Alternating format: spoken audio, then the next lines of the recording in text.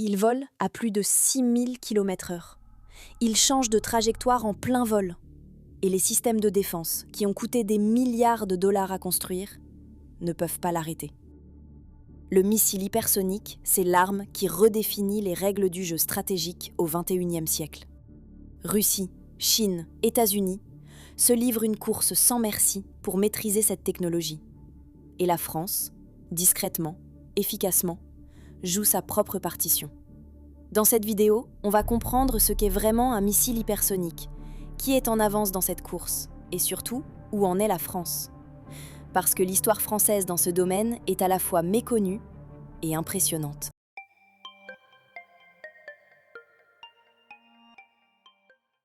Clarifions les termes. Hypersonique, ça veut dire au-dessus de Mach 5, soit 5 fois la vitesse du son, environ 6000 km/h. Pour mettre ça en perspective, ça fait un Paris-New York en 45 minutes. Mais la vitesse seule, ce n'est pas ce qui rend ces armes révolutionnaires. Ce qui change tout, c'est la combinaison de deux propriétés, la vitesse et la manœuvrabilité. Il existe deux grandes familles d'armes hypersoniques. D'abord, les planeurs hypersoniques. Imaginez une sorte de planeur envoyé dans la haute atmosphère par une fusée. Une fois largué, il rebondit sur les différentes couches de l'atmosphère, comme une pierre sur l'eau, tout en accélérant. Sa trajectoire est imprévisible. Aucun système de défense actuel n'est conçu pour ça. Deuxième famille, les missiles de croisière hypersoniques. Eux sont motorisés sur toute leur trajectoire par un statoréacteur à combustion supersonique, un scramjet. Ils volent dans l'atmosphère, manœuvrent en permanence et restent rapides du décollage jusqu'à l'impact. Le défi technologique est colossal. À Mach 5 et plus, la friction avec l'atmosphère génère une chaleur extrême. Les matériaux fondent si on ne maîtrise pas les protections thermiques. Et comble du paradoxe, cette vitesse crée un plasma autour de l'engin qui absorbe les ondes radar, le rendant quasiment invisible. Mais ce même plasma coupe aussi les communications de guidage. Résoudre ce paradoxe, c'est l'un des défis techniques les plus ardus de l'ingénierie de défense contemporaine. 3 grandes puissances dominent cette course. Et elles ne sont pas au même niveau. La Russie est aujourd'hui la seule puissance à avoir utilisé des armes hypersoniques au combat. Le Kinjal, littéralement poignard en russe, a été tiré à plusieurs reprises en Ukraine depuis des MiG-31. L'Avant-Garde, lui, est un planeur hypersonique monté sur missile balistique intercontinental, officiellement en service. Moscou revendique encore l'Oreshnik, un missile balistique à portée intermédiaire, utilisé près de la frontière polonaise en janvier 2026. Attention cependant, les experts sont prudents. Le Kinjal, par exemple, dispose de capacités de manœuvre limitées. Il vole vite, mais certains analystes remettent en question sa qualification stricte d'hypersonique manœuvrant. Moscou a aussi affiché un objectif de 1000 armes hypersoniques produites par an en 2025. Un chiffre qui reste très largement déclaratif, d'autant que l'accès à certaines machines d'usinage de précision est contraint par les sanctions. La Chine, elle, est sans doute la puissance qui a fait les progrès les plus spectaculaires. Lors du grand défilé militaire de septembre 2025 à Pékin, célébrant la fin de la Seconde Guerre mondiale dans le Pacifique, Beijing a exhibé sa ligne de missiles hypersoniques anti-navires. Un message très clair à destination de Washington. Vos porte-avions à 13 milliards de dollars ne sont pas intouchables. En fin septembre 2025, la Chine a testé un missile balistique intercontinental hypersonique avec technologie de planeur ascensionnel et trajectoire déprimée. Une trajectoire plus basse et plate qui réduit les fenêtres de détection et complique l'interception. Les analystes ont qualifié ça d'avancée majeure. Les États-Unis, eux, sont dans une position paradoxale. Ils ont les budgets les plus élevés, 3,9 milliards de dollars pour la seule recherche hypersonique dans le budget 2026. Ils ont des programmes ambitieux, le LRHW pour l'armée de terre, le Conventional Prompt Strike pour la marine, l'ARRW et le HACM pour l'Air Force. Mais ils accumulent les retards, les tests échoués, les révisions de calendrier. Un rapport de l'Atlantic Council, coprésidé par d'anciens secrétaires de l'armée de l'air et de l'armée de terre américains, le dit sans détour. Le fossé actuel en matière de capacités hypersoniques est significatif et s'accroît rapidement. Le coût aussi pose problème. Certains systèmes américains reviennent entre 15 et 30 millions de dollars par missile, ce qui limite leur production à de petites quantités. Difficile de dissuader un adversaire qui peut produire des salves massives. Et maintenant, parlons de la France. Parce que la France, dans cette course, avance en silence, mais avec une cohérence industrielle et doctrinale que peu de nations peuvent revendiquer. Le 26 juin 2023, un phénomène étrange illumine le ciel du sud-ouest de la France. Une traînée blanche, erratique, rapide. C'est le VMAX, véhicule manœuvrant expérimental, premier planeur hypersonique français, tiré depuis le centre d'essai de la DGA à Biscarrosse, dans les Landes.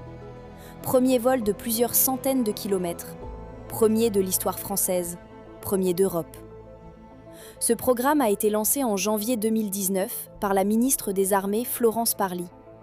Développé par Ariane Group, le missilier spatial franco-européen, en collaboration avec l'ONERA, notre centre de recherche aérospatiale. Le VMAX rebondit sur les couches de la haute atmosphère après avoir été injecté à plus de 50 km d'altitude. Sa trajectoire est imprévisible. Sa vitesse dépasse Mach 5. Les systèmes de défense actuels ne peuvent pas l'intercepter. Ce premier tir avait un petit défaut de souveraineté. La fusée sonde qui a envoyé le VMAX dans l'atmosphère était américaine. La France dépendait d'un lanceur étranger pour tester son arme la plus secrète. Situation inacceptable du point de vue de l'autonomie stratégique.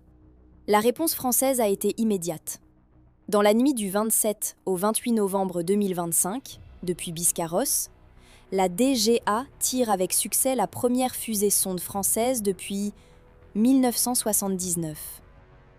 Elle s'appelle SILEX, Système de lancement d'expérience. Développée par Ariane Group en moins de 3 ans.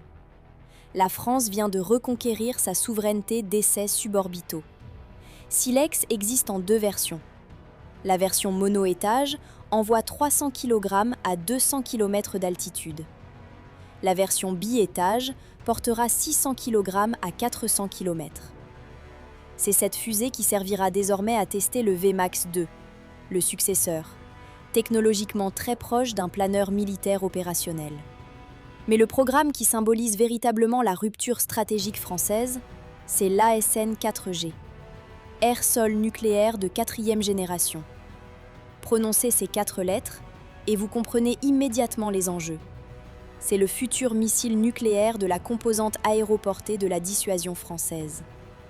Le 18 mars 2025, Emmanuel Macron se rend sur la base aérienne 116 de Luxeuil-Saint-Sauveur, une base longtemps menacée de fermeture. Il annonce qu'elle deviendra le foyer du futur missile ASN 4G, avec un investissement d'1,5 milliard d'euros sur 6 ans. 2 escadrons de Rafale F5, la prochaine génération, y seront déployés d'ici 2035. L'ASN 4G, c'est quoi exactement ? Un missile nucléaire hypersonique à statoréacteur, développé par MBDA en collaboration avec l'ONERA. Il atteindra des vitesses entre Mach 6 et Mach 7, soit jusqu'à 8600 km/h. Sa portée dépassera les 1000 km, doublant celle de l'actuel ASMPA. Il sera extrêmement manœuvrant, capable de déjouer les défenses les plus denses. Et grâce à sa faible signature radar, il s'approchera de sa cible sans être détecté. Le calendrier est clair, opérationnel à l'horizon 2035, sur les Rafales F5, avec une compatibilité porte-avions. Les travaux technologiques ont démarré dans les années 90. Le programme officiel existe depuis 2014. La France a choisi d'investir 20 ans de développement pour une arme qui devra rester crédible jusqu'en 2050. C'est ça, la pensée stratégique à long terme. On ne peut pas parler de missiles hypersoniques sans parler de l'autre côté du problème. Comment se défend-on contre une arme qu'on ne peut pas intercepter ? La réponse honnête, c'est « pas encore vraiment ». Les systèmes actuels, THAAD, Patriot, S-400 ont été conçus pour des trajectoires prévisibles et rectilignes. Face à un planeur hypersonique qui rebondit et manœuvre à Mach 5, ils sont pratiquement aveugles. Les solutions en développement ? Des missiles intercepteurs eux-mêmes hypersoniques, des lasers à énergie dirigée, des systèmes électromagnétiques. Mais tout ça, c'est du moyen terme. La France, là encore, a une carte à jouer. L'ONERA développe le programme Nostradamus, un radar capable de détecter les objets hyper véloces dans la zone stratégique entre 20 et 100 km d'altitude. L'Agence de l'innovation de défense a signé une convention en septembre 2025 pour accélérer ses travaux. La défense anti-hypersonique, c'est la prochaine frontière technologique. Alors, où en est-on vraiment ?